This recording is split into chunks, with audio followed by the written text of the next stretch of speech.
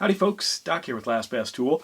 Now I haven't been this excited about a tool in a long time. This is the Worksharp Ken Onion Edition Knife and Tool Sharpener Mark II. Now I've been using the original Worksharp Knife and Tool Sharpener, this guy here, for about a decade. It is not the Ken Onion Edition, it's the real simple basic one. That's where I started with this thing. And it did what it was supposed to wonderfully. This is just completely next level. Now I did a short with this. I was sharpening some axes, and some people asked, why don't I just use my Milwaukee band file? Well, I have been using the band file for anything I can get close to. This gets band filed. Absolutely love this. However, this is next level. Completely different kind of tool, and all of its capabilities, especially when you get into the blade grinding attachment. I mean, all of the things that this can do. It's like a whole shop in one single little tool. Plus, the cost of the band file is not too far off the cost of this, which turns out to be about $250. It's not a cheap tool, but it's also a pro-class tool that does so much it'll pay for itself rapidly. So what we've got is a couple of different attachments that can fit over essentially a motor. This thing pops off. Pop that off right there. You can see just a simple little motor there. And then there is a belt held in place by pulleys that you just drop back on here. Get the little part in there, hold that down, line it up, there you go.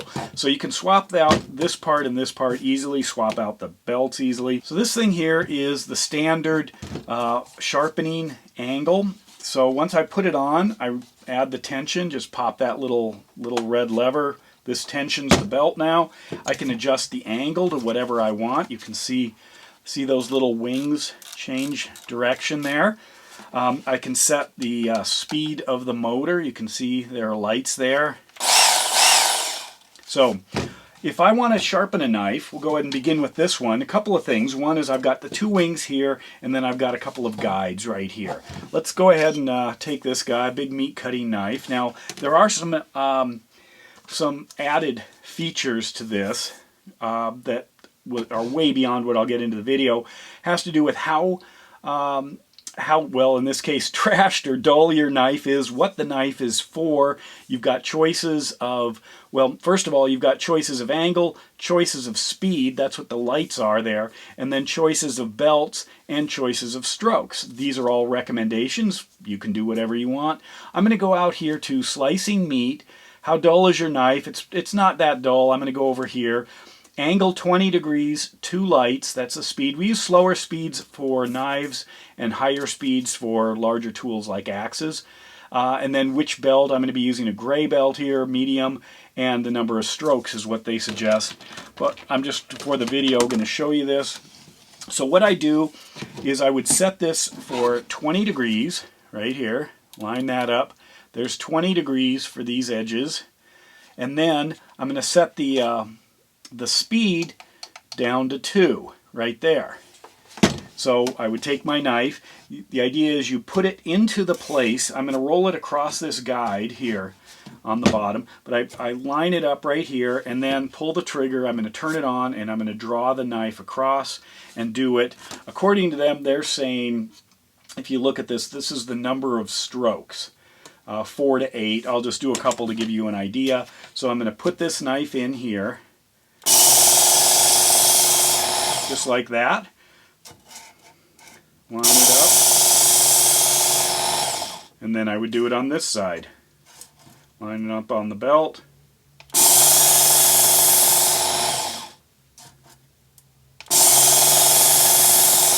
There it is. And it's going to be razor sharp. Now, you might think, why don't I just leave it on and slice it? Well, the idea is that you might put a significant imperfection into the blade if I drop it or it hits crooked or something like that. So be careful, but in all honesty, I do it all the time. You can do other things with this. This part here pops off. Let me take this and slide it right off here. There we go. So I can take that off. Now, and I can turn this, go this way. So now what I have is a nice sharpening tool that I can even roll forward. This is how I use it on the axes here.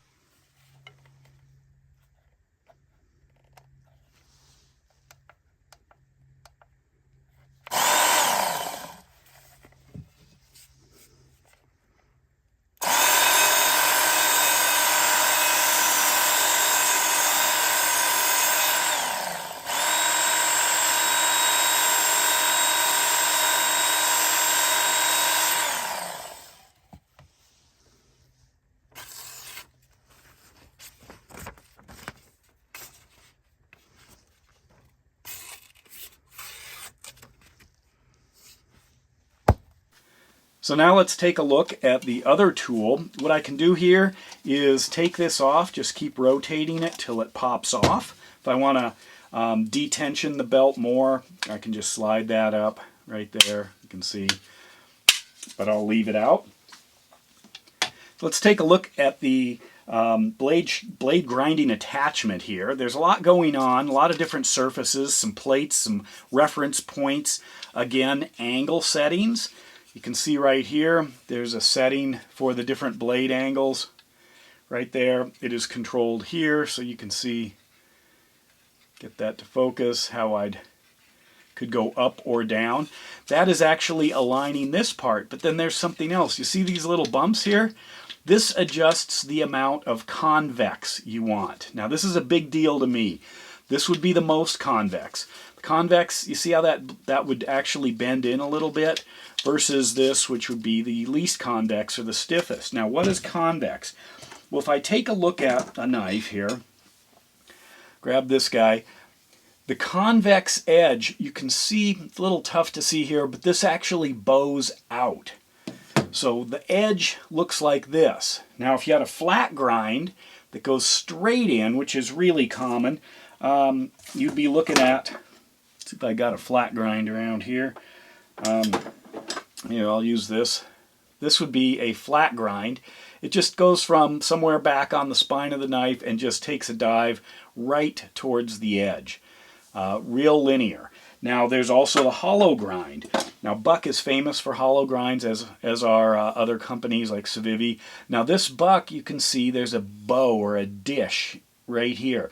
It's very, very, very sharp. That's why people like hollow grinds, but it's not the most durable because you lose a ton of metal as you're approaching the edge. In fact, right about here, it really starts to thin out. Versus the convex. There's another convex you might be able to see on this knife. It's bowed. It's an incredibly strong edge. And what's interesting is often that convex is introduced just over time because that's what people do. They don't keep things perfect, so you get a little bit of bow. You might as well go after it. And this is actually, this thing is designed for the convex edge. Go ahead and put this thing on. You can see lots of stuff going on here.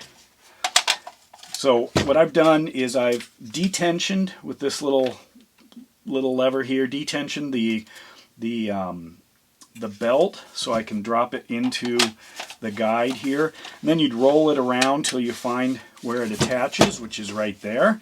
I'm going to lift that, tension this. Go ahead. You can see how that works. I can move those up. I'll do it in the middle here to start. So you can see I have a place right here that I can control. I can also use this for slack sharpening, kind of a big deal. And I have a 90-degree point there. Why would you want that? Well, a lot of knives, for some reason, here's just one of many uses, have rounded spines. And if you're interested in, like, striking fire rods, it doesn't do anything. You'd have to use the sharp part of the blade.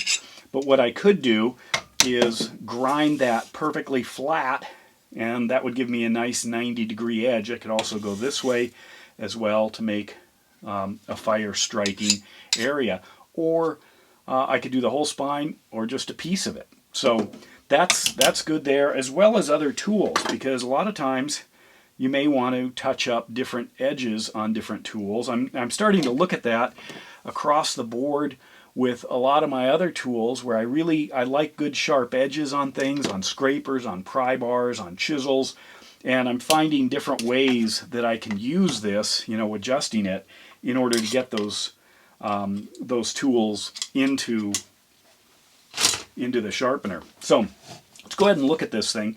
Once I set the angle that I want, let's say I do a hunting knife or something. Here's an odd duck. This is a Kershaw here that somebody before me ground out the serrations. They didn't like it. Makes it tough to work on. I don't know why you do that. I don't mind serrations, and I've got a lot of knives, kind of unusual blade shapes here. They take, you know, some very special care sharpening. You don't just throw these on and run them down. In fact, the angles here are a little unusual compared to some, you know, because of the nature of the kind of knife that it is. Same, you could argue, with the length too here. It's a little bit tougher to get something like this lined up for as long as it needs to be. Anyway, and then I'm working on this guy here. It's been dropped, tip broken. I'm going to really grind the heck out of that to get it back into fighting shape. But anyway, let's go ahead and take a look at this. The reference points, or these platens here, are designed to give you what level is, and then you would intersect it. So if I set this here, the angle here, I'm going to go ahead and turn the knob, and I'll set this for a 20-degree bevel right there. Okay, this is a 20-degree angle from this level here. So I've got two places I could do that. One is here, which would give me the angle. So if I was running it, start it here.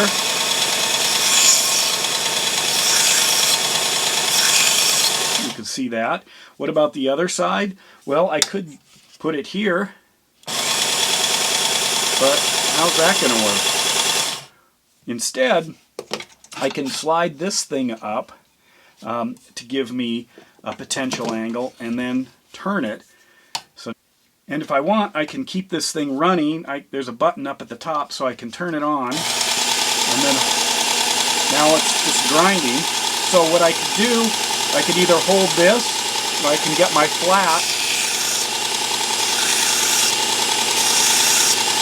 and then line that up.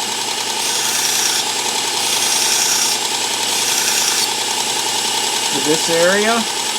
That's where it is.